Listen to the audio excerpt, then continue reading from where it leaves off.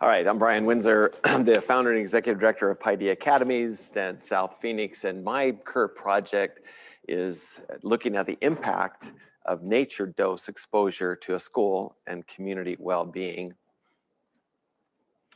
The main problem is in urban school settings, there's an increasing unsafety to learn and to play outside due to increasing heat and poor air quality, and the disappearance of natural green spaces. We especially saw that during the pandemic because we need to be outside more to learn. And I think we've even learned that during the season of strep throats and flu season, it's good to be outside, but it's just unsafe. So the other thing is they miss out on the exposure to nature and that sense of well-being that such places offer of nature. Okay, how do I progress forward? Oh, there we go. So this is a map of Paideia Academy in South Phoenix, 16th Street and Baseline. Dr. Ching-Wen Chang and her students did a heat map to help us to prepare our project in 2019. And you can see that Paideia sits in a heat island. And then you can also see the land cover. There's not very much down there in South Phoenix. The underlying problem, then driving that main problem, is in Maricopa County and specifically South Phoenix. There's an increase of poor air quality, and I don't know enough about air quality to even talk about it, but I have surrounded myself with really smart people like Jenny Van Noss, and so she's got that part, and Paideia is also part of her project. There's also a rapid increase of record-breaking heat. And it was, I don't know if it still is, but Maricopa County is one of the fastest growing metropolitan areas in the United States. And we know that the urban growth removes the natural green spaces and intensifies the heat and the problem of poor air quality. The negative impact then is on the physical, mental, and emotional health of the community and overall sense of social well-being within the community. And yet, my literature search identified recent studies, many of them linking exposure to nature and the positive impact on the physical, mental, and emotional health, and an overall sense of social well-being within the community. I'm very thankful I met Sarbaswar. I think he's on watching right now. He showed me, and he's going to work on my project with Jenny and I. The idea that he and I think Patricia was involved in this data as well. From 1900 to 2018, the increasing temperatures of Phoenix, and we can see that the temperatures, the maximum temperatures have just continued to rise over time. And look at the minimum temperatures. It's just not cooling off anymore as much. And we can see when kids are going back to school, it's just now hotter and hotter and unsafe and uncomfortable to be outside. Even the average temperature has increased so much in the last 118 years. Now, the speed of urban growth is also an impact on our project. The removal of the natural flora and fauna, of course, is a disruptive influence on the natural watersheds and cycles, the spread of concrete and asphalt and rooftops. It all contributes to this increase of heat and poor air quality and a negative impact on the physical, mental, emotional, and social well-being of the community members. I went in and found aerial photographs of South Phoenix from 1937 to 2020. So watch this. This is Paideia Academies, Baseline, 16th Street, I-10, Central, Salt River, 1937, 1949, 1959, the housing starts. And as we study also the social development of South Phoenix, we know that we know who settled there based on unfair lending practices and biased lending practices. In 1969, we see it's even more. There's still the Baseline corridor is green. 1979, 1999, 2010, still a little bit of green out here in Levine area. 2020. It's almost all gone.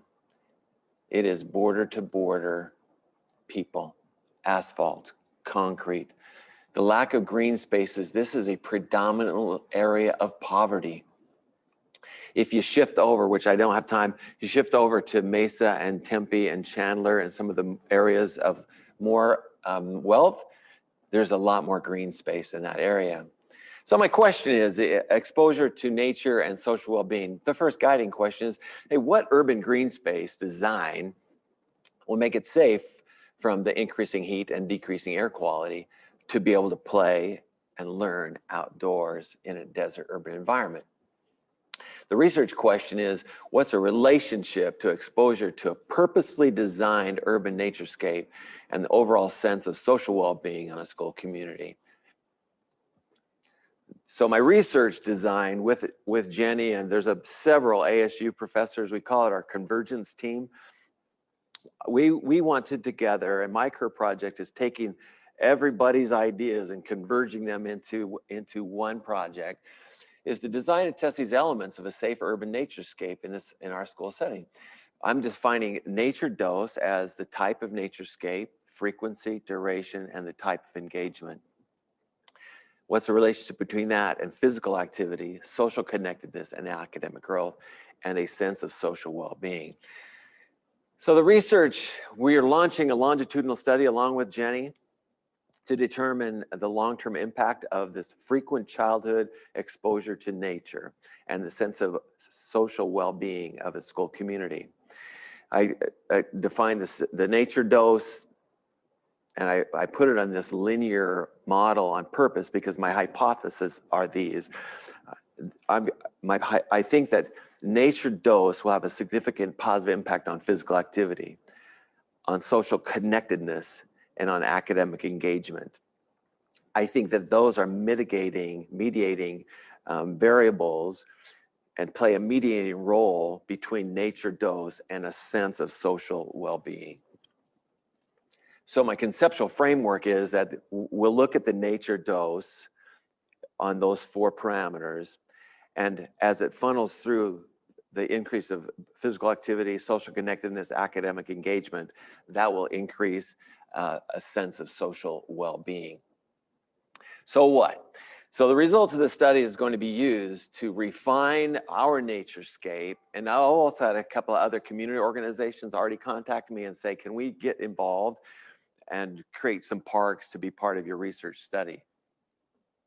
And from that, the basis, we're going to form a set of best practices for the design and use of outdoor spaces for school facilities and community spaces as well. The deliverables is a longitudinal study. I will show you the naturescape design. It starts on June 7th is when the tractors will be there to start ripping everything up and creating this little urban forest and play space and learning space. We also have the data from the ASU sensors all over the place. We have wonderful baseline data we've already been collecting for 2 years from Dr. Van Noss, physical activity sensor data and observations from Jenny and from Aaron and Allie and others at ASU. We have some social connectedness surveys we've already been administering before the playscape.